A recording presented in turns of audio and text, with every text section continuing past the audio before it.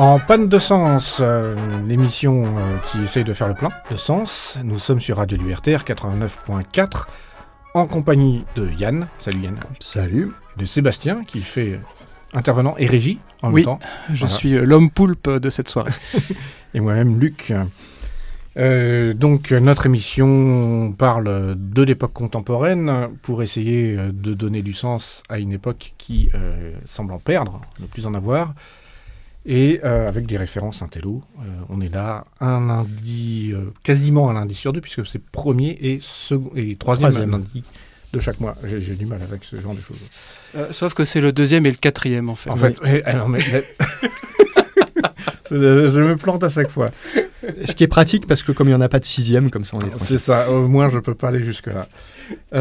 Aujourd'hui, de quoi va-t-on parler ? Le titre de l'émission que Sébastien a trouvé, bravo, c'est « Les vendanges de la colère ». Je trouve ça bien, c'est donc référence que vous aurez sans doute capté. La dernière émission, donc il y a 15 jours, nous avions parlé de la bienséance et de la façon dont elle pouvait être instrumentalisée pour faire taire les oppositions. Et là, c'est un peu la contrepartie du rôle de la colère et son omniprésence et les pièges qu'elle peut provoquer. Donc, la colère, je pense qu'on est nombreux à en ressentir et en avoir quand on voit le contexte et notre époque. Et donc, on peut se dire qu'elle est légitime, et elle est légitime, moi je le pense, dans un certain nombre de situations. On a évidemment un pouvoir qui vise à favoriser une minorité au détriment de la majorité, et qui manifestement n'a pas beaucoup de limites. On vit dans un monde où le discours dominant est hypocrite, où les mensonges n'ont plus de conséquences. Et en fait, ce qui est paradoxal, c'est qu'à la limite, ils n'auraient même plus besoin de mentir, mais ils le font quand même. Voilà, dans l'actualité, il y a le scandale autour du cadmium, donc qui est dans les engrais et qui nous empoisonne tous, et qui n'est pas vraiment un scandale. Depuis un bout de temps, d'ailleurs. Voilà, oui, donc affaire qui a été mise sous le tapis pendant des années. Aujourd'hui, ça sort. Et c'est pas vraiment un scandale. On a bien du mal à voir ce truc émerger, alors même que ça nous empoisonne tous. Mais on est dans cette espèce de truc où ça nous met en colère, mais rien ne se passe. Avant, on avait eu la taxe Zuckman, par exemple, où on sentait le foutage de gueule, où cette mesure qui est finalement très tiède avait été il y a des bruits dans le micro. Hein. Oui, je suis en régie et je fais ce que je peux. Très bien. Voilà, donc taxe Zuckman, où il y avait notamment eu des affaires où on disait, un ancien ministre du budget avait dit qu'il y avait un paquet de millionnaires qui ne payaient pas d'impôts sur le revenu. Et la ministre... Quelle surprise, voilà, cela dit. Mais la ministre en poste avait dit non, c'est pas vrai, il n'existe aucun document qui le prouve. Alors moi, je m'étais dit, il n'existe aucun document qui prouve que je ne suis pas la réincarnation du Christ, donc si ça se trouve, je le suis. Hein. Mais bon, ce document existe puisqu'il est sorti après. Donc voilà, ce genre de choses, on vit dedans depuis des années. Ça s'accélère et oui, on aurait raison, et on a raison d'être en colère face à ça. Face à beaucoup de choses, en réalité. Face à beaucoup de choses, hein, c'est que quelques exemples.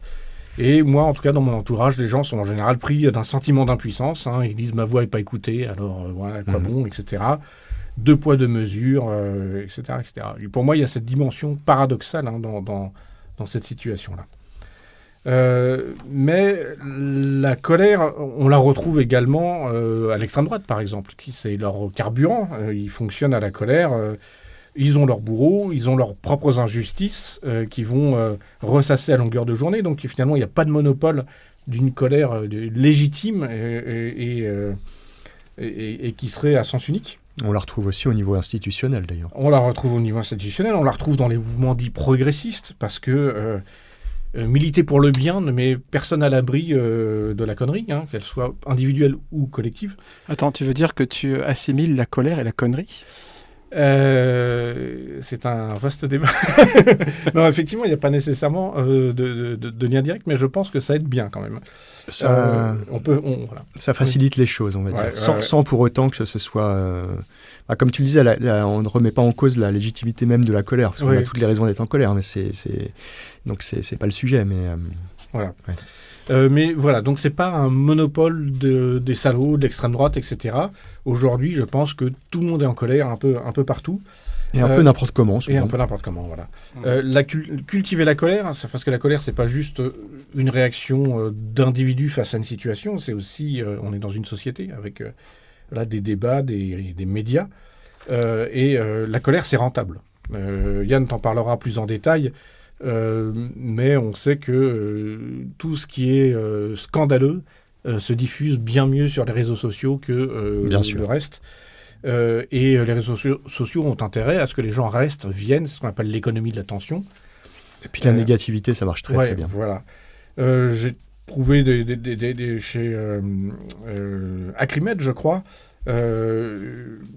l'info selon laquelle la couverture des violences dans les médias a augmenté de 75% entre 2015 et 2025, donc en 10 ans. Donc également dans les médias plus traditionnels, c'est une affaire rentable.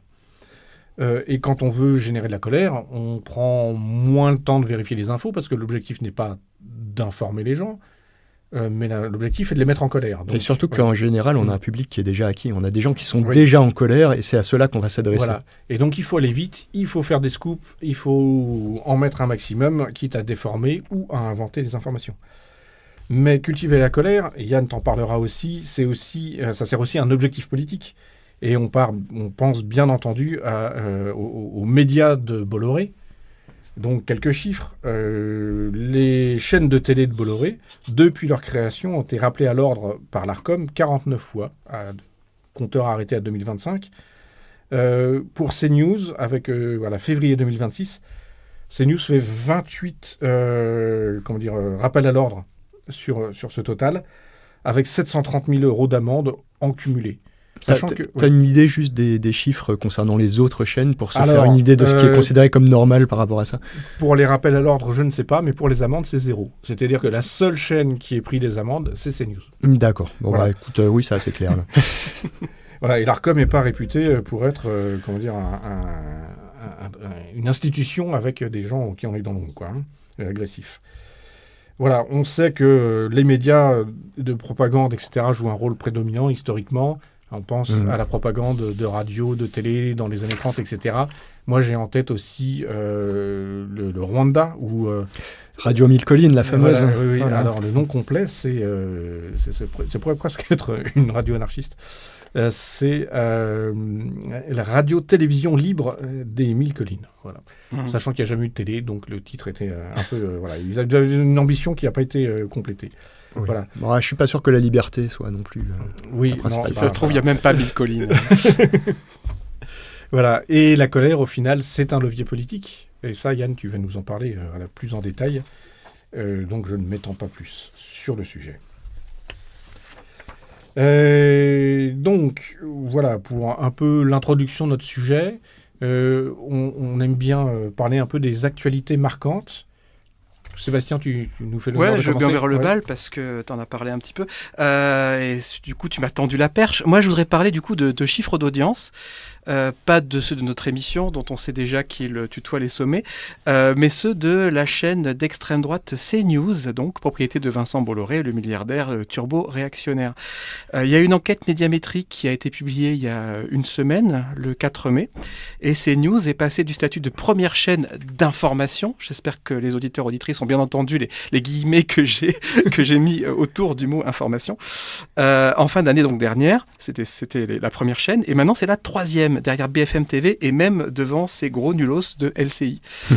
Certaines émissions emblématiques de CNews, dont celle de Pascal Praud, enregistré des chutes d'audience assez Ils ont importantes. fait quasiment ils ont quasiment divisé par 2, je crois. Sur certains, Ouais. pas au global, Ouais. mais sur certaines émissions, effectivement. Et en 6 mois, c'est beaucoup. Oui. Alors, il y a eu beaucoup de spécialistes et de journalistes qui ont proposé des explications pour expliquer donc cette désaffection du public. On a cité les saillies racistes contre Bali Bagayoko, qui ont pu choquer les moins suprémacistes des spectateurs et spectatrices de CNews, ou bien le caractère unilatéral des discours, puisqu'on sait bien que c'est des plateaux où on prétend débattre alors que tout le monde est d'accord à peu près sur tout. Ah non, ils débattent entre gens qui sont d'accord et des gens qui sont encore plus d'accord, pour savoir qui a le plus d'accord. Ensuite, il y a eu d'autres explications, comme la couverture des questions internationales, la Trumpolatrie et la défense inconditionnelle d'Israël, qui ne va pas forcément fédérer tout le monde, y compris à droite.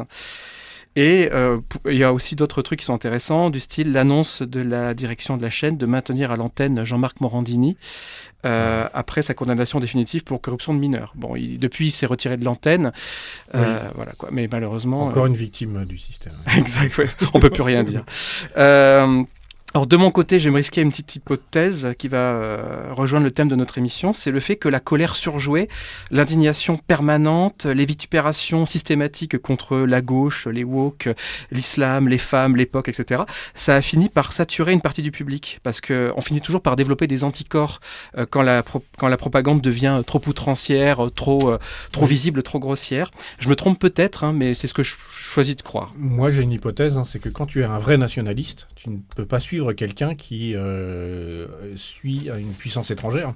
Mmh. Et c'est un peu tout le paradoxe d'un certain nombre de nationalistes, à commencer par Bolloré, qui est pro-russe, pro-américain, et à un moment tu dis, si tu es un vrai nationaliste. Ouais, mais là tu raisonnes comme si les gens d'extrême droite raisonnaient comme ça. Il y a beaucoup de gens qui se retrouvent dans Trump alors même qu'ils ne devraient pas. Oui, mais selon leurs propres principes. Je pense que dans l'auditoire de cette chaîne-là, tous ne sont pas à fond dans l'extrême droite, sont très à droite, n'ont pas de problème avec le racisme. Mais que quand tu vas leur dire... leur servir du Trump et du Poutine à tour de bras, ils n'adhèrent pas nécessairement. C'est possible. Bon, en tout cas, c'est une bonne nouvelle. Voilà, je voulais qu'on s'en réjouisse un peu tous ensemble. Très bien. Yann, qu'est-ce que tu as retenu ? Alors, de mon côté, moi, c'est quelque chose d'un peu plus positif. Remarque, c'est positif que les chaînes de Bolloré baissent. Bon, c'est encore plus positif, alors. Ouais. C'est la promulgation de la loi cadre pour faciliter la restitution des œuvres pillées pendant la colonisation française, en fait. Ah oui. Alors, qui a été adoptée par le Parlement. Alors, en fait, avant, jusque-là, les collections publiques, en fait, il fallait voter une loi spécifique pour chaque restitution individuelle. Ce qui est très compliqué et très long, etc., etc. Et maintenant, en fait, un simple décret permet la sortie d'une œuvre. Et également, ça introduit une nouvelle mission, en fait, pour les musées, qui est de rechercher activement l'origine de ce qu'ils exposent. Oh, c'est dommage. Hein, oui, après, est-ce qu'ils auront les moyens matériels de le faire, etc., et le temps, ça, je suis pas sûr. Donc, mais du coup, le Quai Branly va fermer, non ? On va pas s'emballer, justement. On va pas s'emballer. Le Quai Branly, il y a des chances. Mais attention, en fait, le piège qui n'est pas toujours dit, c'est que la loi s'applique aux biens acquis entre 1815 et 1972. Oui. Bon, c'est bien, parce que 1815 et après, il y a quand même effectivement tout le 19e, il y a eu énormément, ça a été une grosse époque coloniale, ça je suis d'accord. Par contre, avant 1815, ça a été aussi une grosse époque coloniale, hein, et les Égyptiens, dommage pour vous, hein, tout ce que Napoléon vous a piqué, c'était avant 1815, vous l'avez dans l'os. Oui. Donc voilà, faut pas non plus s'enthousiasmer trop, c'est la limite du truc, mais c'est déjà un pas, je trouve ça pas inintéressant, même s'il faut pas en rajouter des tonnes non plus. Très bien. Et toi, Luc, du coup ? Alors, comme vous avez annoncé que des bonnes nouvelles, j'ai décidé de l'ambiance. Voilà, c'est ça. C'est un article de Politis qui fait un petit bilan du week-end, donc week-end du 8 mai, et qui raconte un peu tout ce qui s'est passé dans un certain nombre de mairies du Rassemblement national. Donc, pour le 8 mai, il y a Maréchal Nous-Voilà qui est passé sur la bande-son. La mairie dit que c'est le prestataire qui s'est trompé de fichier. Alors, soit, effectivement, le Rassemblement national en a rien à foutre et a fait ça parce que c'était drôle, soit il y a quelqu'un chez le prestataire qui a dit « Bon, je vais pas rester et je vais m'amuser un peu, je sais pas trop. » Mais c'est un peu la grosse honte.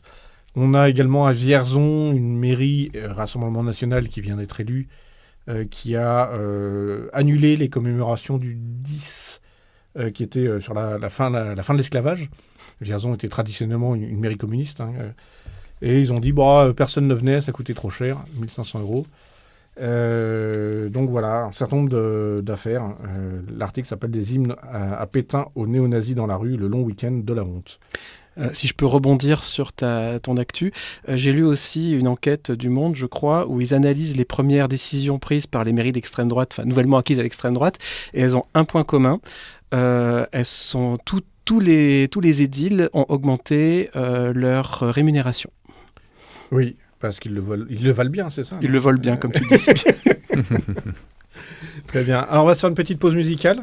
Le morceau, il est sur le thème. On pourrait même croire qu'il a été fait exactement pour l'émission, sauf qu'il date de 1979. C'est La bombe humaine de Téléphone, sur l'album Crache ton venin.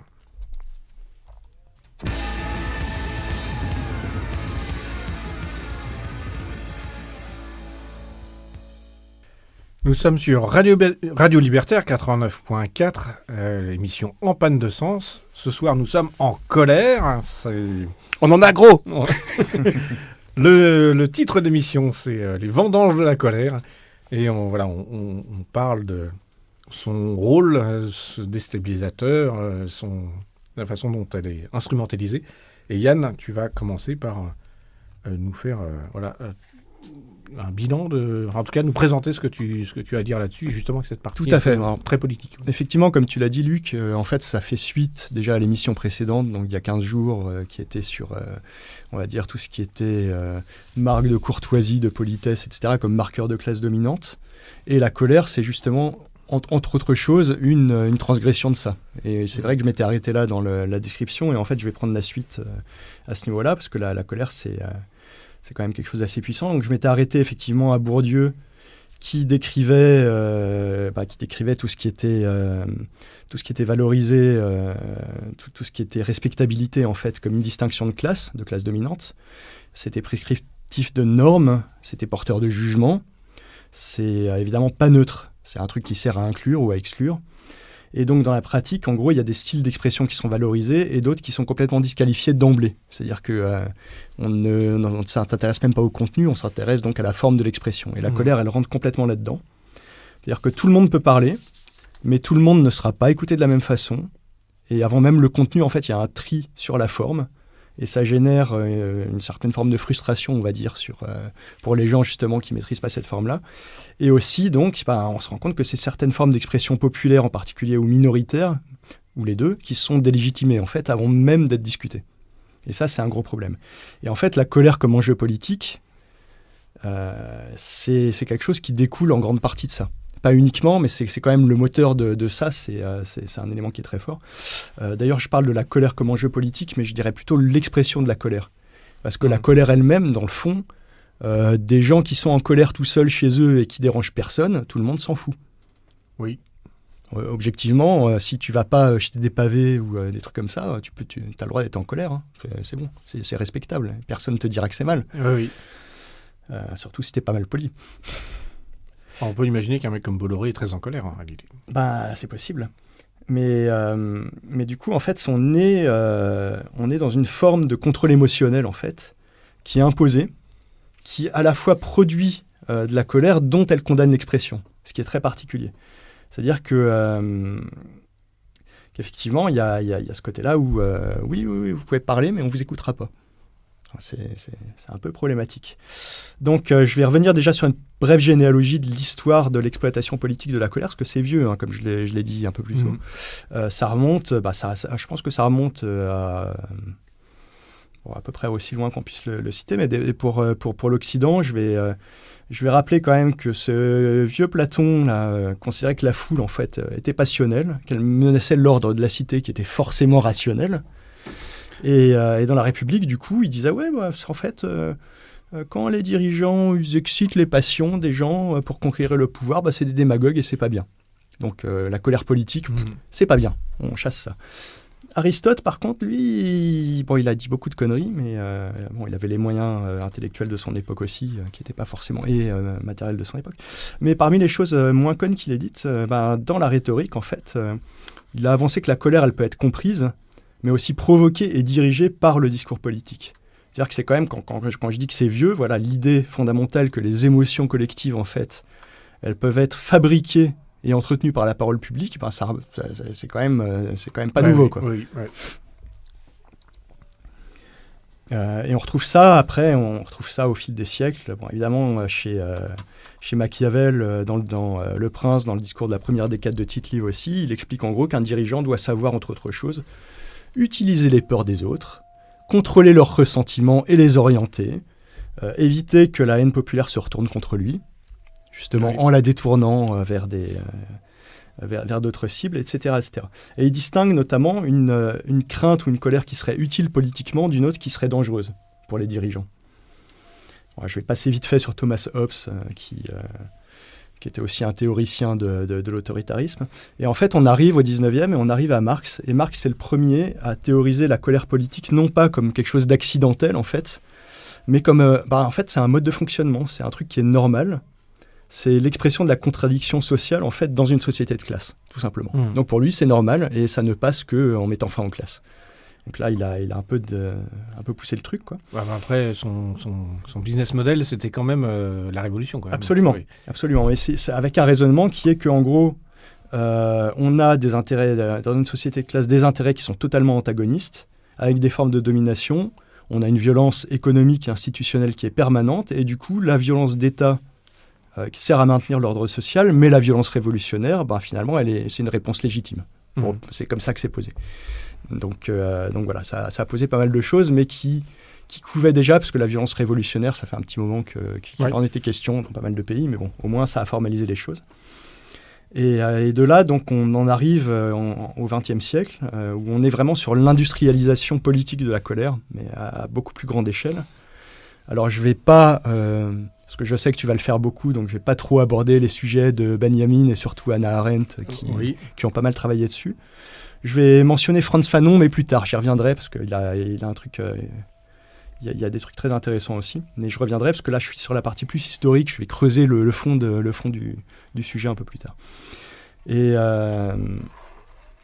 donc oui, XXe siècle, c'est là où on a en gros une bureaucratisation en fait de la colère, du ressentiment. Propagande, terreur d'État, violence révolutionnaire, manipulation de masse, les grands classiques. Et on a Norbert Elias, alors j'en avais parlé au cours de l'émission précédente, mais je vais faire un petit rappel. Elias, c'est un écrivain et sociologue allemand du XXe siècle. Allemand, mais qui, je crois, n'était pas en odeur de sainteté auprès du Troisième Reich, donc il n'y est pas resté beaucoup. Dans mon souvenir... Il est mort aux Pays-Bas après. Oui. Puis je pense qu'il n'était pas plus actif vers les années 20, dans ces eaux-là, non ? Oui, il me semble, dans l'entre-deux-guerres, tout à fait. Et Elias, donc, je suis en train de me perdre. Oui, voilà. Qu'est-ce qu'il disait ? Il ne faut pas que je me perde dans les notes. Bravo. Oui, voilà. Tu ne connais pas par cœur ton texte. Non, je ne le connais pas par cœur. Oui, alors lui, en fait, il a fait une analyse qui est vachement intéressante.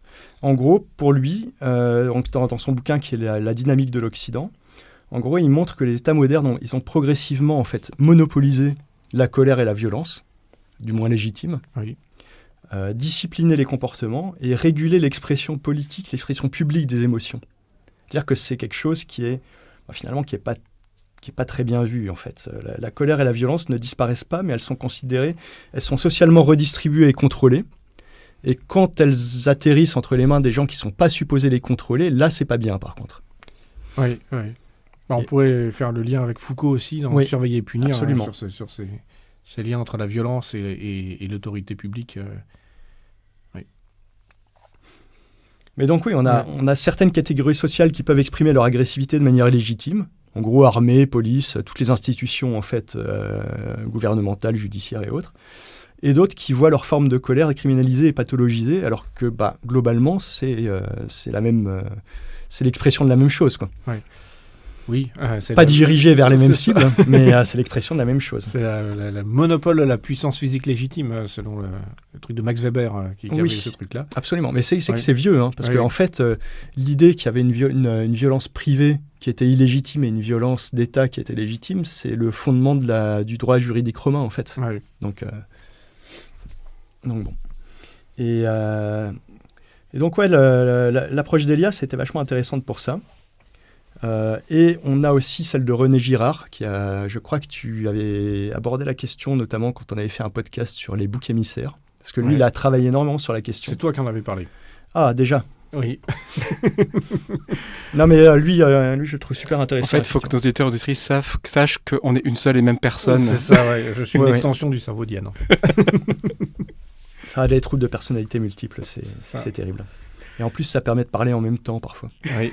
Et ouais, donc lui, il a vraiment étudié la mécanique du bouc émissaire, qui par des tensions sociales diffuses, en fait, pas forcément très claires, des frustrations, colère collective, et la nécessité ou le besoin ou la volonté de le rediriger vers un groupe désigné comme responsable, en fait.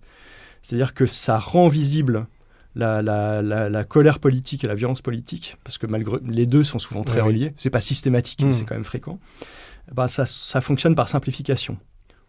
On rend visible un ennemi, on unifie son groupe contre l'ennemi, on donne une cible à la colère, et en fait chacun joue un rôle dans des violences qui peuvent être ethniques, politiques, etc. Et c'est le mécanisme central en fait du truc, c'est-à-dire que on transforme donc une frustration diffuse en cible politique. Historiquement, l'exploitation de la colère, en fait, elle suit souvent en fait ce schéma-là. C'est-à-dire, on a une crise qui produit frustration et humiliation. Éventuellement, on crée la crise si elle n'y est pas, ou on crée de la frustration s'il n'y en a pas, ou on l'entretient. De cette crise découle un récit qui identifie une cause, souvent une cause simple, un phénomène complexe, multifactoriel, etc. La troisième étape, le groupe responsable est désigné. Quatrième étape, la colère devient une identité collective. En gros, c'est ça. Oui. Et après, c'est open bar, c'est bon, quoi. Tout est permis. Et finalement, les gens qu'on désigne comme responsables, c'est souvent un groupe qui lui-même a des raisons légitimes d'être en colère, mais qui va devenir victime de la colère du groupe dominant, en fait. Et donc ça, il l'a beaucoup décortiqué, et c'est super intéressant, à titre personnel, je trouve. Et aujourd'hui, on a encore une exploitation politique de la colère qui passe énormément par ces biais-là, et qui passe évidemment de plus en plus par les médias numériques. On a eu pas mal de recherches qui ont été faites là-dessus et qui le sont encore. Avec des gens dont on en pense ce qu'on en veut, mais bon, il y a des gens comme Pierre Rosanvallon, Didier Frassin et Eva Illouz qui ont beaucoup travaillé là-dessus. Et là, effectivement, pour finir avec l'historique, puisqu'on en arrive là aujourd'hui, on est vraiment... Là, eux, ils ont démontré très clairement, statistiquement, que on a une polarisation algorithmique, et même pas entretenue par les gens, ça se fait tout seul, etc. Des logiques virales, l'indignation permanente, et en fait, ça favorise une forme de colère continue. C'est-à-dire plus une colère épisodique, mais une espèce de bruit de fond qui, de temps en temps, va être encore plus... va avoir un volume qui va monter, mais qui est toujours là. Et ce qui semble finalement impossible. Normalement, la colère, c'est un truc temporaire, c'est une crise, et la crise permanente, c'est un peu... voilà, contre nature, on va dire. Absolument. Ouais. Du coup, la colère politique, c'est pas juste une explosion irrationnelle. Et en fait, on définit des rôles sociaux. Je vais m'arrêter là-dessus. Et c'est un truc qui est super important. C'est-à-dire que les sociétés politiques distribuent en fait des rôles. Et assez classiquement, on a le rôle du citoyen, entre guillemets, normal, du protecteur, de l'ennemi, du traître, de la victime, du marginal, du révolutionnaire, etc. Et chacun, en fait, est cantonné à un rôle, et ces rôles ne sont pas neutres. Bourdieu, lui, il a montré que ça fonctionnait essentiellement par intériorisation des positions sociales. C'est-à-dire que les gens s'approprient, même s'ils sont en position dominée, le rôle de dominer, pour répondre, en fait, justement aux dominants de manière conforme, finalement, aux attentes des dominants, pour entretenir cette colère-là. Etc. Bon, j'avais dit que je parlerais de Frantz Fanon, donc je vais finir là-dessus, parce que voilà. Alors, lui, il a pas mal analysé ça aussi. Alors, Frantz Fanon, c'est un philosophe, psychiatre et révolutionnaire martiniquais qui a beaucoup travaillé sur la colonisation. Et lui, les rôles qu'il a établis, qui sont des rôles aussi très très marqués et qui sont le fruit de la société coloniale, c'est le rôle colonisateur-colonisé, et aussi... Alors là, je mets des guillemets, mais c'est lui-même, c'est les termes qu'il emploie, civilisé et indigène. Oui. Voilà. Donc vraiment, tout repose, en fait, c'est une mécanique qui repose sur l'attribution de rôles et est-ce qu'on veut ou pas accepter les rôles qu'on nous donne. Pour moi, c'est l'élément qui est sans doute le plus important là-dedans.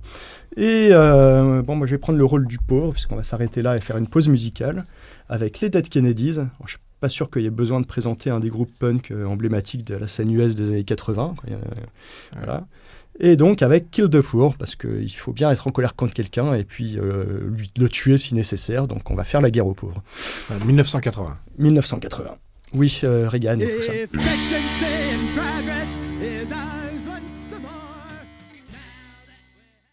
Vous êtes sur Radio Libertaire 89.4 FM et vous écoutez l'émission En panne de sens. Et Luc, de quoi vas-tu nous parler maintenant ? Ouais, sans surprise. De colère politique. De colère politique. Le thème, le nom de l'émission, c'est les vendanges de la colère. Je revendique le copyright. Bravo. Et moi, si vous connaissez un tout petit peu ce qu'on fait, je suis un peu monomaniaque sur Hannah Arendt. Parce que j'ai ce sentiment que, notamment le système, enfin le totalitarisme est un peu une sorte de manuel de ce qui se passe aujourd'hui. Alors pour aborder cette question de ce qu'elle peut dire sur la colère, il faut passer d'abord par la société de masse. Donc ça, c'est un point essentiel chez Arendt, qui est l'idée, c'est que la société de masse... c'est le terreau du totalitarisme chez elle, c'est-à-dire que c'est là-dedans que ça peut se développer. Et une société de masse, c'est une société atomisée, c'est-à-dire où les individus sont séparés les uns des autres, donc avec peu de structures, peu d'institutions, des gens qui sont isolés et qui sont seuls. Il y a cette citation où elle dit « En réalité, les masses se développèrent à partir des fragments d'une société hautement atomisée, dont la structure compétitive et la solitude individuelle qui en résultent n'était limitée que par l'appartenance à une classe. » Donc elle parle de classe sociale. Aujourd'hui, évidemment, c'est une notion qui est un peu surannée, même si je pense qu'elle reste très pertinente. Non, elle est...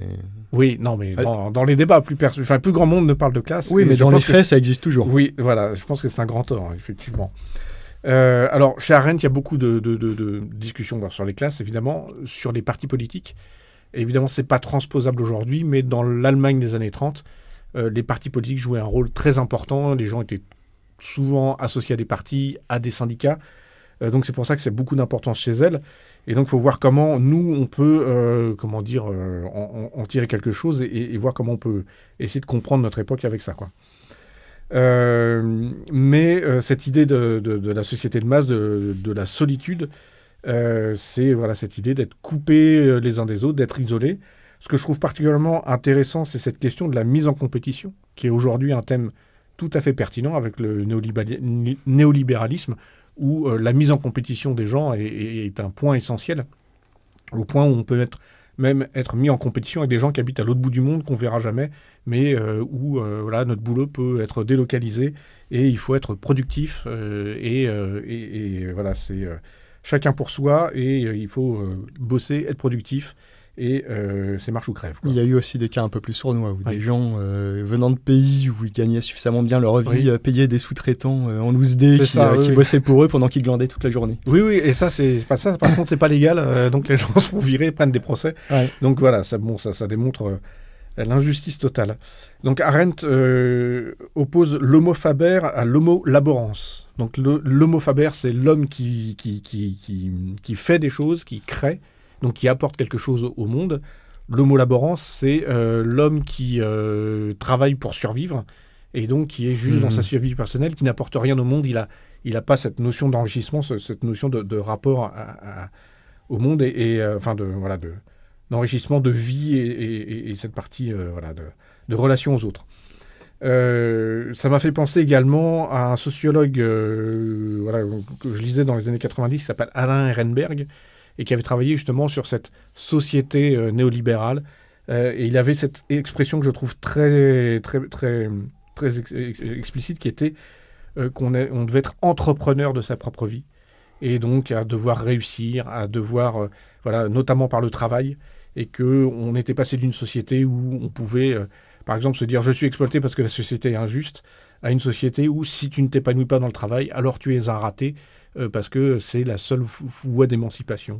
C'est pas le système qui est injuste, c'est toi qui es inadapté. En fait. C'est ça, tout à fait. Est-ce que tu penses justement qu'il y a un lien avec ce dont je parlais avant, qui était justement l'attribution des rôles sociaux, en fait? C'est-à-dire qu'à partir du moment où tu as une société de classe, où chacun a un rôle à tenir, une fonction à tenir, est-ce que justement, quand les rôles sociaux deviennent intenables, c'est pas ça qui provoque de la colère? Intenables ou ne sont plus... les gens ne s'y reconnaissent plus, ne se reconnaissent plus dans les rôles qui leur sont assignés. Alors je pense que c'est pire que de ne pas s'y reconnaître, mais j'y reviendrai sur la fin, parce que c'est effectivement plutôt ma conclusion en réalité. D'accord, excuse-moi. Voilà. Non, mais il n'y a pas de souci. Pour moi, il y a aussi le rôle de la télévision. Ce que je trouve terrible dans la télé, c'est que ça offre une illusion de familiarité, parce qu'on a des gens face à nous, etc. On a l'impression d'avoir vécu la même chose que les gens avec qui ont regardé la même chaîne et la même émission la veille, mais en réalité c'est une expérience de solitude où on est tout seul face à sa télé, face à un écran.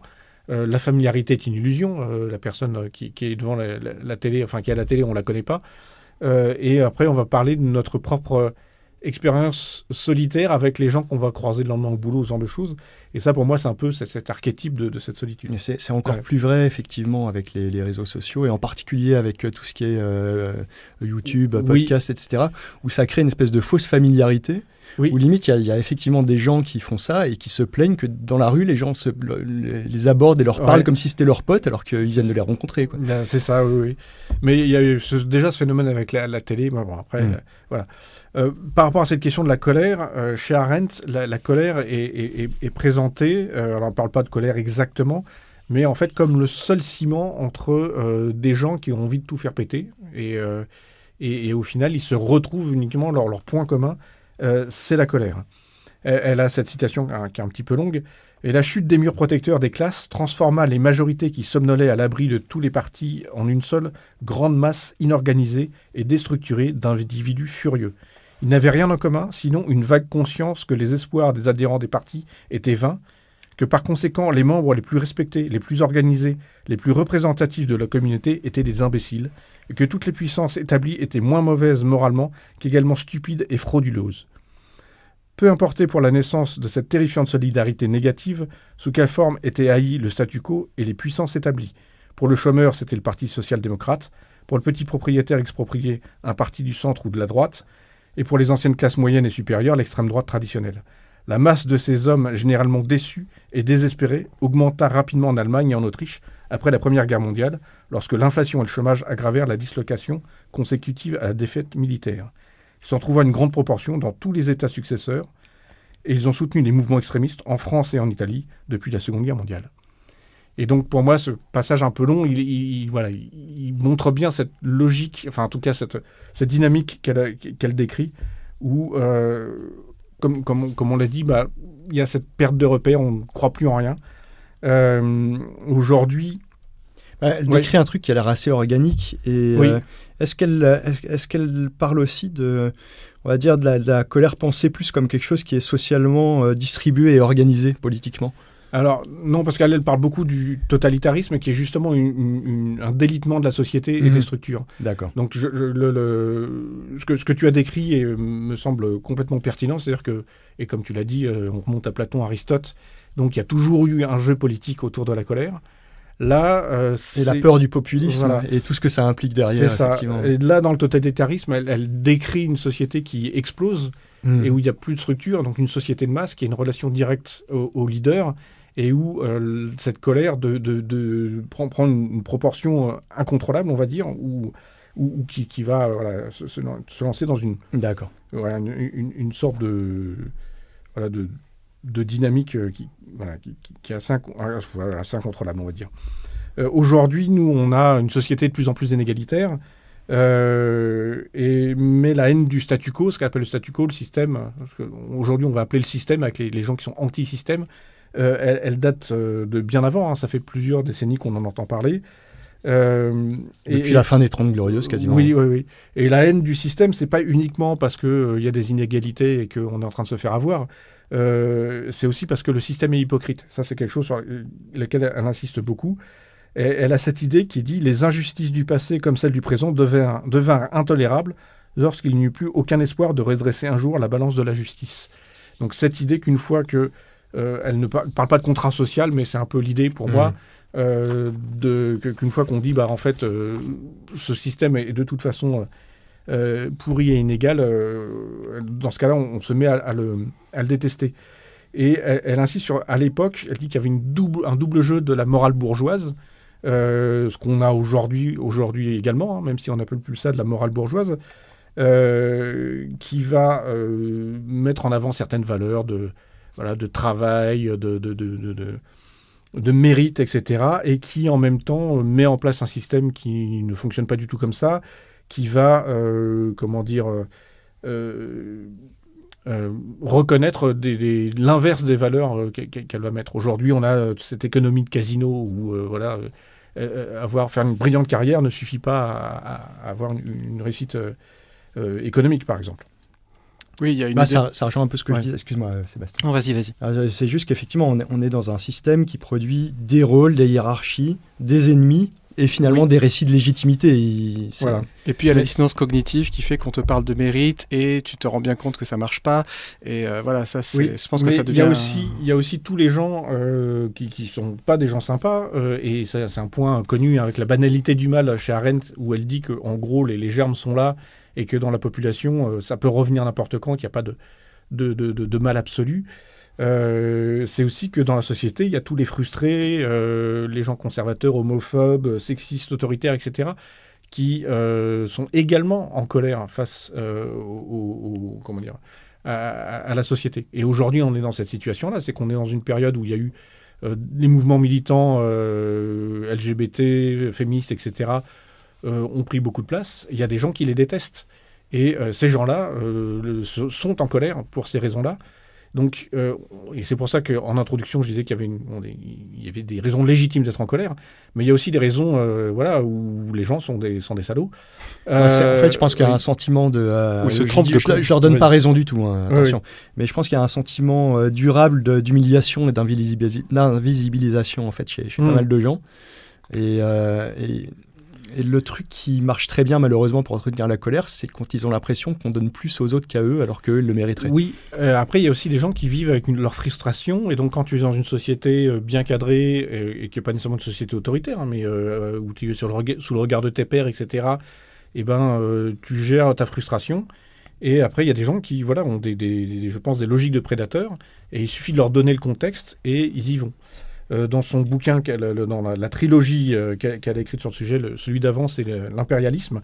Et elle explique que les colonies ont été, à son sens, développées par des aventuriers, donc des gens pour qui le monde polissé, avec des règles et tout, c'était trop étroit, ils ne pouvaient pas faire ce qu'ils voulaient. Et donc, ils sont partis à l'étranger, dans des pays où il n'y avait pas les moyens militaires de se défendre, etc. Et pour faire n'importe quoi, tout et n'importe quoi, et donc avoir une liberté totale.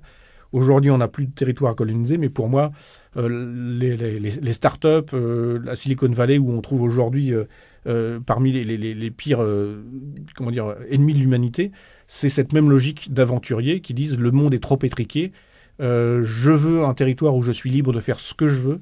Et aujourd'hui, tous les... Note cela dit que dans cette optique d'aventurier, comme tu dis, en fait, ceux qui ont fait du fric sur ceux qui ont réellement réussi à s'installer durablement, c'est justement c'est ceux qui sont arrivés après. Ils ont laissé les premiers prendre les risques et découvrir, et ceux qui sont arrivés juste après, c'est eux qui ont tout raflé. Voilà, tu as quand même des gens, j'en ai parlé, mais Peter Thiel, Elon Musk... c'est la limite aussi de la comparaison, si tu veux, avec l'époque, qui d'ailleurs était aussi l'époque coloniale, ce genre de trucs. Voilà, mais pour moi, il y a quand même cette logique un peu, et quand tu regardes l'idéologie qu'il y a chez ces mecs-là, ils te disent, en gros, le monde est étriqué, il faut faire sauter toutes les règles, et quand tu as eu toute la folie sur l'ubérisation, par exemple, toute la droite a dit « Ah oui, super, on va en fait faire péter les règles du salariat, faire péter tous les équilibres qu'il y a pu y avoir. » Il y a une étude qui est sortie récemment qui démontre que les livreurs de bouffe en fait ont une santé qui décline, sont payés vraiment pas cher et en fait se ruinent la santé à faire leur boulot. Et c'est ça. Ils ont souvent des accidents aussi, Oui, parce oui, que oui. comme ils dorment pas assez et tout Voilà. ça. Et ça, c'est le résultat de ce coup de génie, en tout cas qui a été encensé par plein de gens, et qui sont dans cette idée de faisons péter le statu quo, y compris avec les aspects positifs où on a pu avoir quand même des régimes un peu protecteurs. C'est plus faire péter les limites, en fait. C'est des gens qui ne supportent pas l'idée de limite. Oui, pour eux. Voilà. Oui, bien sûr. Pas pour les autres, ça se discute. Voilà. Pour moi, il y a comment dire, et là je sors d'Arendt, mais il y a cette notion d'injonction paradoxale, c'est-à-dire et tu l'as décrit, Yann, c'est je mets en place, enfin on est dans un contexte et on demande des choses qui sont irréalisables ou pire que contradictoires, mais qui sont irréalisables. Et on t'octroie en plus une identité dans laquelle tu te reconnais pas, mais c'est la tienne et tu dois l'accepter. C'est ça. Et c'est ce que tu disais tout à l'heure sur le fait que les gens sont dans des rôles qui peuvent pas tenir. Et c'est là où je te disais que pour moi c'était pire que le fait que le rôle ne te corresponde pas. C'est que le rôle est en réalité intenable. C'est-à-dire, le truc d'Ehrenberg dont je parlais tout à l'heure, d'être entrepreneur de sa propre vie, c'est tu dois, t'épanouir dans un travail qui de toute façon ne l'est pas et où mais si tu n'es pas heureux, alors dans ce cas-là tu es un raté, etc. Oui, puis c'est ta faute. Voilà. C'est pas du tout ce qu'on t'a demandé qui est en cause. Et cette notion d'injonction paradoxale, elle est postérieure à Arendt, mais donc elle n'a pas pu le mettre dedans, mais je trouve que ça colle vraiment bien avec ces dynamiques qu'elle exprime, et je pense que ça peut faire ça pourrait faire une bonne un bon complément. Et pour moi, ça fait partie de ces trucs qui fait qu'aujourd'hui, cette fameuse perte de sens, la panne de sens vient de là, et on se retrouve dans des situations qui sont vides de sens. Si on prend notre extrême droite favorite, on a une extrême droite qui, c'est ce que je disais tout à l'heure, des nationalistes qui roulent pour Poutine et Trump. Donc, c'est pas des nationalistes, si tu te mets dans une position de nationaliste, on va dire. Ils n'ont jamais bossé de leur vie, mais ils sont censés être, les protecteurs du peuple contre les immigrés. Et on en a un là qui vient de se marier avec une princesse. Et donc tu te dis, où est le peuple là-dedans, quoi. Et tout ça fait des choses totalement incohérentes. Alors que, et puis il y a également les complotistes qui vont inventer des complots incroyables, alors qu'il y a des complots à ciel ouvert qui sont là. Mais sur lesquels ils ne se sentent pas de réagir. Et donc pour finir, pour moi, il y a cette colère continue. Elle n'est pas naturelle, en tout cas. Ce truc diffus n'est pas naturel et mène assez naturellement, assez mécaniquement, on va dire, vers de l'idéologie. C'est-à-dire que je pars d'une prémisse. C'est comme ça que Arendt le décrit.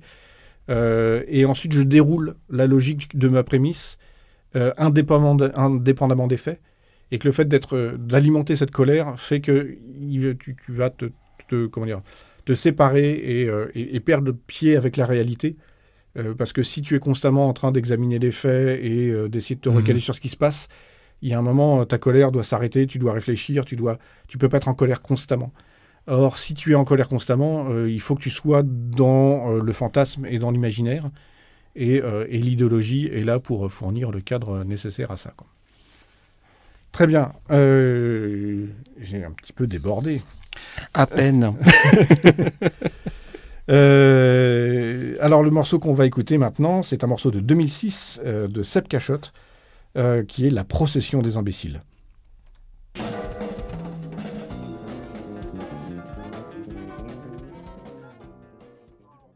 En panne de sens, de retour sur Radio Libertaire 89.4. Vous m'avez peut-être entendu demander au début du morceau combien de retard on avait. La réponse est 8 minutes. Sébastien, tu vas maintenant nous parler cinéma. Avec un film, forcément. Vous vous êtes immiscé dans les forces fondamentales de la nature, monsieur Bill.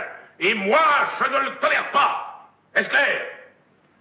Vous êtes un dinosaure qui pense en termes de nation et de peuple. Il n'y a pas de nation, il n'y a pas de peuple, il n'y a pas de Russe, il n'y a pas d'Arabe, il n'y a pas de tiers-monde, il n'y a pas d'Occident. Il n'y a qu'un seul unique sacro-saint système de systèmes, une vaste et immanente série d'interactions et d'entrelacs à multivariation multinationale, la domination par le dollar. À l'échelon international, c'est le système de la devise qui détermine et régit l'influx de vie sur cette planète. Voilà ce qu'est l'ordre des choses aujourd'hui. Et c'est ça, la structure atomique et subatomique, la constitution cosmique des forces d'aujourd'hui. Et vous avez modifié les forces fondamentales de la nature. Et vous allez expier. Lui, il est très énervé. Très énervé, non ? Et oui, il est très très énervé. Et alors peut-être certaines d'entre vous auront reconnu cet extrait. C'est du film Network, sous-titré en français Main basse sur la télévision, et c'est un film américain réalisé par Sidney Lumet, sorti en 1976, en 3 ans avant moi donc. Sachez que c'est un film qui est visible actuellement gratuitement sur la chaîne YouTube d'Arte Cinéma jusqu'au 20 mai prochain, si ça vous dit. C'est un excellent film. Oui, Ouais, très bien, oui. Par contre, malheureusement, il est en VF sur cette plateforme.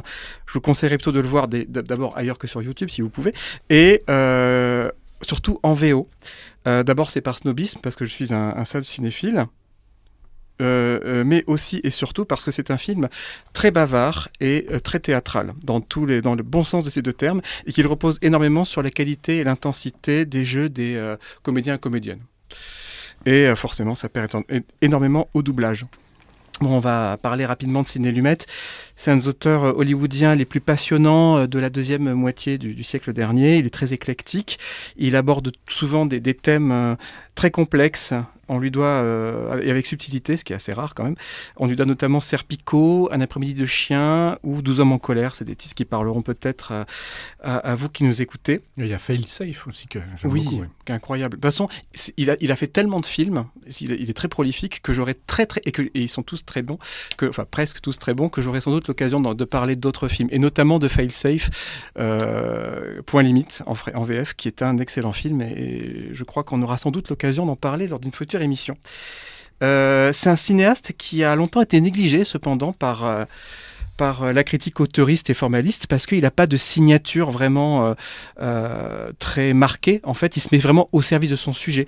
Par exemple, dans Network, il avait demandé à son chef opérateur d'utiliser très peu de lumière au début pour conférer un aspect documentaire à son film, et puis progressivement d'amplifier de manière imperceptible la lumière et les mouvements de caméra pour donner quelque chose de plus en plus théâtral. Mais c'est pas quelque chose qui est, comment dire, tape à l'œil ou m'as-tu vu, c'est vraiment juste pour servir son sujet. Et donc Network, parlons du film. Ça raconte l'histoire, c'est un peu une autobiographie une biographie de Luc. C'est l'histoire d'un présentateur vedette d'un journal télévisé d'une chaîne fictive, UBS, et le présentateur Howard Beale est licencié. Non, c'est peut-être pas ta vraie histoire en fait. Après une chute d'audience, et désespéré, il annonce en direct qu'il compte se suicider devant les caméras lors de la prochaine édition de son émission.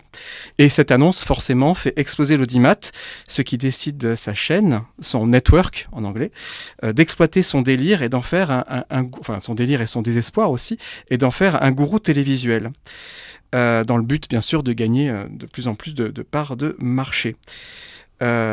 Et donc en fait voilà, le film raconte l'histoire de cet homme vraiment dépressif, désespéré, etc., qui va se retrouver instrumentalisé, et sa colère à lui et la colère qu'il suscite, qu'il nourrit chez les spectateurs et les spectatrices vont être instrumentalisées et utilisées par la chaîne d'abord à des fins de part de marché, d'économie, etc. C'est un film vraiment qui parle des rouages du capitalisme, et aussi, on le verra plus tard à la fin du film, à des fins politique et populiste, même si c'est un mot avec lequel que je préfère manier avec précaution, parce que c'est pas forcément un mot c'est un mot qu'il faudrait réhabiliter. Populisme. C'est un mot qui pue la haine du peuple, mais à part ça. c'est pas faux. Donc le personnage principal, Howard Beale, c'est un homme terne et gris, qui se découvre tout à coup un charisme quasi religieux. Alors non, c'est vraiment pas toi, Luc, en fait. Transfiguré par son exaltation. Et il est joué par Peter Finch. C'est l'un de ses derniers rôles. Il mourra l'année suivante et il trouve vraiment le rôle de sa vie. C'est vraiment un personnage complexe et passionnant parce qu'il est à la fois vraiment donc dépressif et habité par quelque chose qui l'exalte, qui lui donne une espèce d'énergie incroyable. Et en même temps, il est sincère et manipulateur. C'est-à-dire qu'on sent qu'il est habité par ce qu'il fait. Et en même temps, il utilise des ficelles comme le fait de s'évanouir volontairement en direct, en roulant des yeux, qui fait penser aux prédicateurs américains. Ouais. C'est quelque chose de très, très américain. Il y a un côté presque martyr aussi dans la situation du bonhomme. Ah, clairement. D'ailleurs, je ne révélerai pas la fin, mais regardez le film. Mais il y a vraiment ce côté-là. On sent il annonce sa mort au début du film, et on sent qu'il va vers la mort. En tout cas, qu'il la recherche et qu'il l'appelle. Et autour de lui, donc, il y a d'autres personnages qui tentent soit de l'aider ou qui l'instrumentalisent. Et ils sont tous marquants et remarquablement bien interprétés. Il y a le regretté Robert Duval qui a disparu en février dernier, qui surjoue avec délectation un patron de chaîne ambitieux et vraiment sans morale, une espèce d'archétype d'ordure ultime du petit chef capitaliste, ravi de pouvoir abuser de son petit pouvoir. Et moi, j'ai adoré le moment où il éructe « You're fired ». Ça fait forcément, vous êtes viré, ça fait forcément penser à Donald Trump, qui est aussi passé par la case télévision, ne l'oublions pas. Il y a Faye Dunaway qui incarne une jeune productrice à la fois cynique et réellement passionnée par son travail. D'ailleurs, le travail dont elle parle et dont elle énumère les chiffres d'audience avec une délectation quasi érotique jusque pendant ses rapports sexuels. Le film est plein d'annotations comme ça, assez crues et en même temps un peu drôles. C'est un humour très noir, mais voilà, c'est un film assez drôle aussi. Et donc l'actrice Faye Dunaway sauve ce personnage assez ingrat à l'écriture, en montrant aussi l'immaturité presque touchante et la solitude profonde.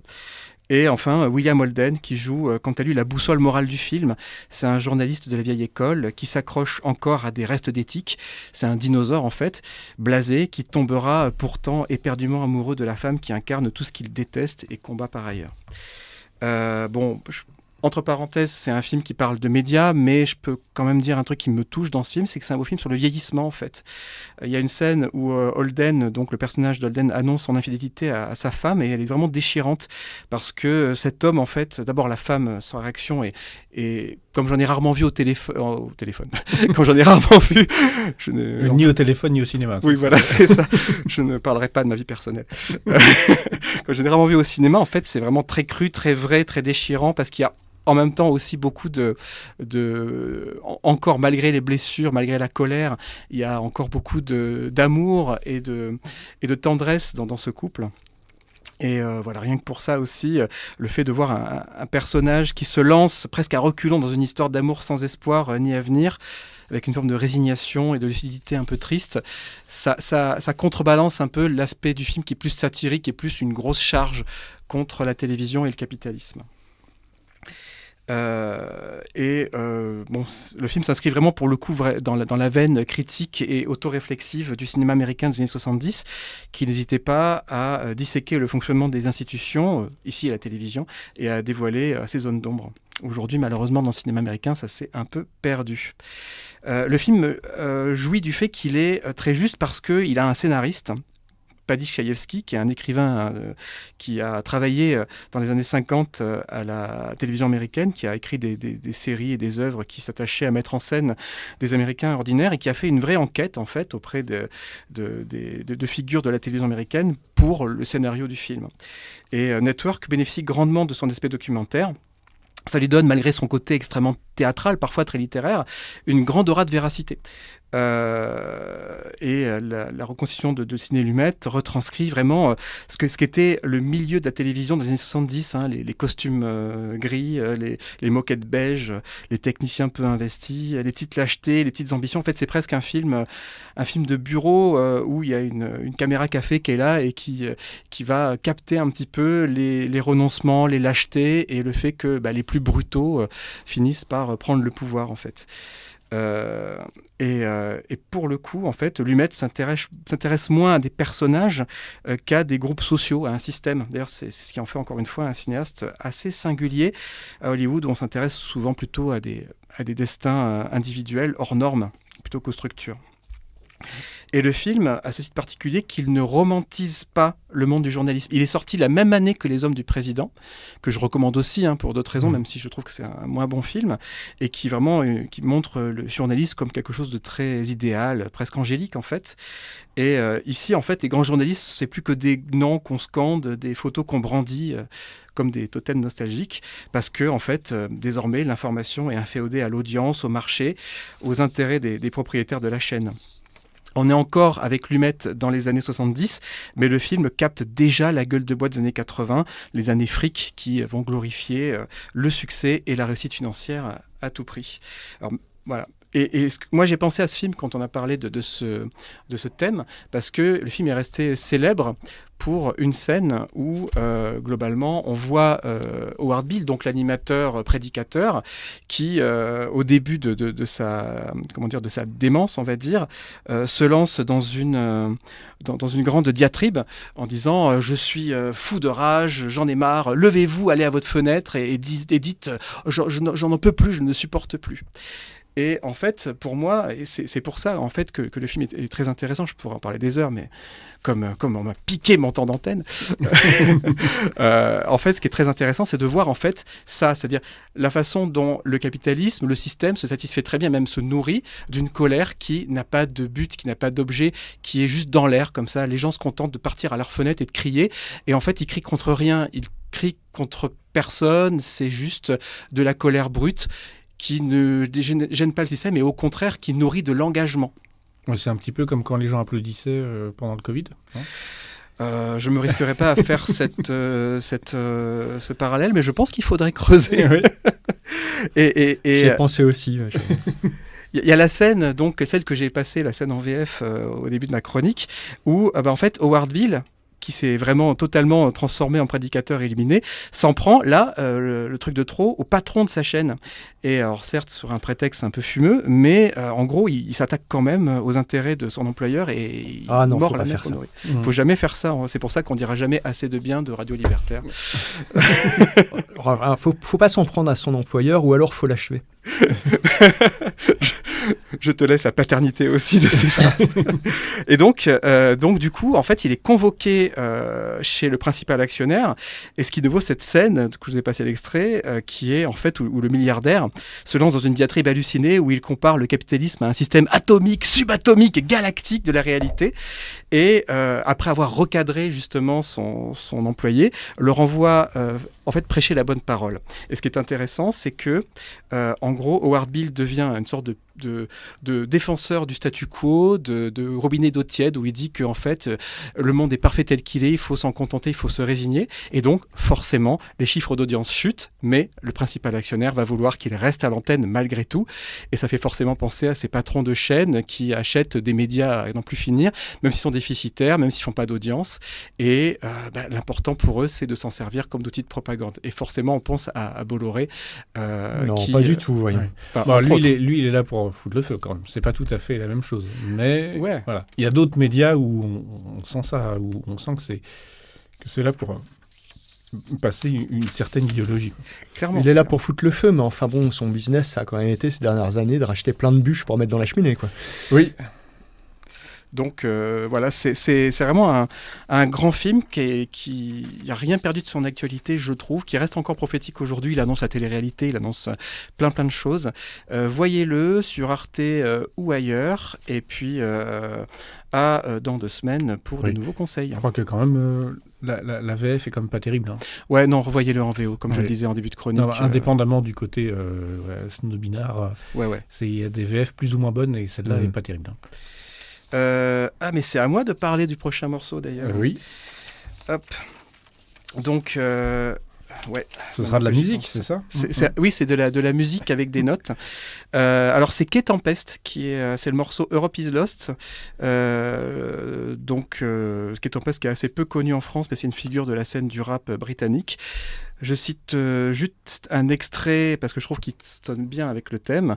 Top-down violence and structural viciousness. Your kids are dosed up on medical sedatives, but don't worry about that, man. Worry about terrorists. Ce que je traduirais par violence verticale et perversité structurelle.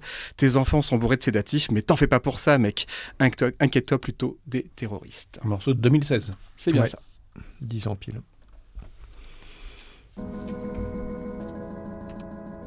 In the basement flat by the garages where the people dump their mattresses, Esther's in her kitchen. Vous êtes sur Radio Libertaire, vous écoutez En panne de sens et on passe au conseil de fin d'émission. Vous savez, les avis, c'est comme les trous du cul. Tout le monde en a un. Bon, bah, Ah, j'en vas-y. ai un donc. Oui. C'est un peu difficile de l'annoncer après ça parce que ça donne l'impression que je vais en dire du mal alors que c'est pas du tout ça. C'est un docu qui s'appelle Soundtrack to a Coup d'État, qui est un docu franco-belgo-néerlandais qui est sorti il y a un peu plus d'1 an, écrit, réalisé par Johan Grimont-Pré et qui est un docu donc autour de l'indépendance du Congo belge et de l'assassinat de Patrice Lumumba, qui se passe donc en 1961 et qui traite de la manière dont les USA ont fait un truc assez lunaire. Ils ont envoyé plein de musiciens afro-américains à l'ONU, se mêler de toutes ces histoires-là, pour en gros représenter les intérêts des USA, alors même que la ségrégation était encore c'est en 61, quoi. Voilà. Et donc, ils étaient dans une situation un petit peu bancale, quoi, voilà. Et donc, c'est un docu où vous allez trouver pêle-mêle aussi bien, je sais pas, Louis Armstrong, Duke Ellington, Nina Simone, etc., que Eisenhower, Nikita Khrouchtchev, Castro, Malcolm X, et le tout mélangé. C'est très particulier, mais c'est vraiment intéressant et je vous le conseille. Très bien, moi de mon côté, je voulais parler d'une vidéo sur YouTube. Je sais que YouTube c'est caca, mais il y a quand même des choses intéressantes. C'est un type qui répond au surnom de G. Milgram, très bien, plutôt voilà, du côté zététicien, rationaliste, etc. Et il a fait une interview d'un type qui est français qui est sorti de QAnon, donc QAnon, mouvement complotiste religieux. Et la vidéo est vachement intéressante et bien faite. On a à la fois des extraits sur les influenceurs, les gens voilà, qui vendent du QAnon en France. Et moi, je ne connaissais pas du tout et c'est assez flippant. Et ce gars qui témoigne, qui en est sorti et qui explique comment il est rentré dedans, comment il en est sorti. Et j'ai trouvé ça très intéressant. Donc, c'est une de ces dernières vidéos qui a été publiée. Alors moi de mon côté, pour une fois des Comic-Con, je vais parler d'un film en salle actuellement. Incroyable. Un truc qui date pas d'il y a 40 ans. C'est un film qui s'appelle Sorda. C'est le premier long métrage d'une cinéaste espagnole dont j'adore le nom, Eva Libertad. Ah, N'est-ce pas ? Ça sonne bien. Sorda, qui signifie sourde en espagnol, est sorti donc le 29 avril dernier et raconte l'histoire d'Angela, une femme sourde en couple avec un homme entendant et qui tombe enceinte. A priori, ce conseil n'a pas grand-chose à voir avec notre sujet du jour, puisque c'est un film très doux, très ouaté, même s'il n'est pas exempt d'une certaine violence sourde, si on passe un jeu de mots un peu facile. Parce que Angela, en fait, malgré son désir d'enfant, va très mal vivre sa grossesse et son statut de jeune mère. Elle est pourtant très bien entourée, ses proches, à commencer par son compagnon, sont attentifs, bienveillants, petits soins pour elle, mais en gros, elle a peur que si son enfant n'est pas sourd comme elle, mais entendant, elle va se retrouver quelque part sur la touche et dans l'incapacité de trouver sa place de mère et de communiquer avec sa progéniture. Et le film montre vraiment très bien la difficulté que c'est d'être sourd dans un monde fait par et pour les entendants. Et cette discrimination, parfois très subtile, qui est toujours là, les obstacles sociaux, familiaux, administratifs, qui s'immiscent jusque dans la vie d'un couple ou entre une relation entre une mère et son enfant.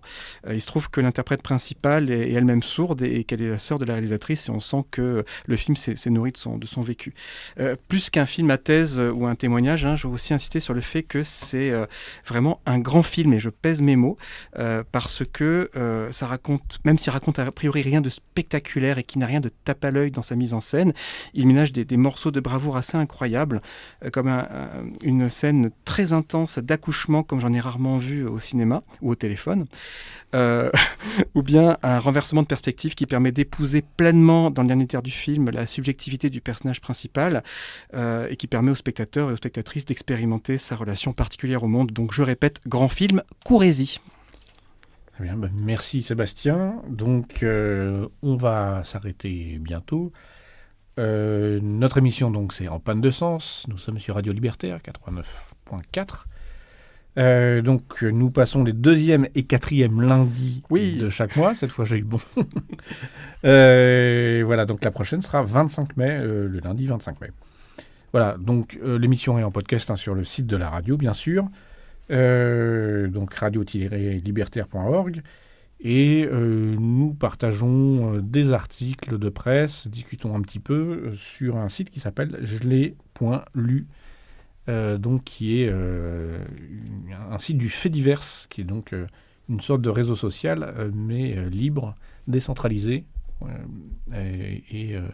et voilà, qui est une toute petite communauté bien fréquentée. Voilà, donc vous venez nous y retrouver si vous avez envie, et voilà. Donc on va se quitter en musique. Avec quel morceau ? Alors, on va écouter Libérer la bête, qui est un morceau de 2010 de Kazé, qui est une rappeuse qui est active depuis, à ma connaissance, le milieu des années 2000. Assez hyperactive, carrière solo, plusieurs groupes, collectifs, etc., etc.